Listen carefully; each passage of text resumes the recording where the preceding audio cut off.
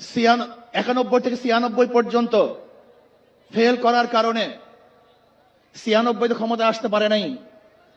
আবার 2001 থেকে 2005 পর্যন্ত দেশ চালাবার কারণে 2008-এও তারা ক্ষমতায় আসতে পারে নাই। 2001-এ বিএনপি ইশতেহার ঘোষণা করেছিল, সেই ইশতেহারের মধ্যে 10% বিএনপি বাস্তবায়ন করতে পারে নাই। এমনকি 2001-এ বিএনপির ইশতেহারের 1 নম্বর শর্ত তারা পালন করতে পারে নাই। আমি বিশ্বাস করি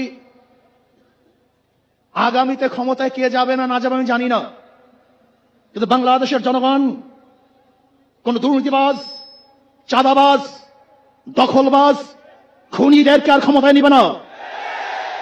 বাংলাদেশের জনগণ রক্ত দিয়েছে, জীবন দিয়েছে বাংলাদেশে চাঁদাবাজি করার জন্য নয়, খুন করার জন্য নয়, দেশকে দখল করার জন্য নয়, দুর্নীতি করার জন্য মানুষ রক্ত দেয়, জীবন দেয় নাই।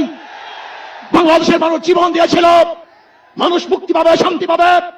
আমার গরিব দুঃখী মানুষ ক্ষুধার্ত থাকবে না, বাংলাদেশের একজন মানুষও খোলা আকাশের নিচে থাকবে না, বাংলাদেশের একজন গরিব বস্ত্রহীন থাকবে না, আমার বাংলাদেশের কোন মানুষ গুম হবে না, খুন হবে না, বাংলাদেশের কোন ব্যবসায়ীকে চাঁদা দিতে হবে না, বাংলাদেশের প্রত্যেক নাগরিক অধিকার বাস্তবায়ন হবে, তারা শান্তিতে বসবাস করতে পারবে, নির্বিঘ্নে ঘুমাতে পারবে, আমার মা বোনরা ইজ্জত দিয়ে রাস্তায় চলাফেরা করতে পারবে, বাংলাদেশের মসজিদ থাকবে, মাদ্রাসা থাকবে, দাড়ি থাকবে, টুপি থাকবে, দাড়ি ভরে আক্রমণ করতে পারবে না, টুপিকে ছিনিয়ে কেউ নিতে পারবে না, ইসলামের বাইরে কেউ আইন পাশ করতে পারবে না।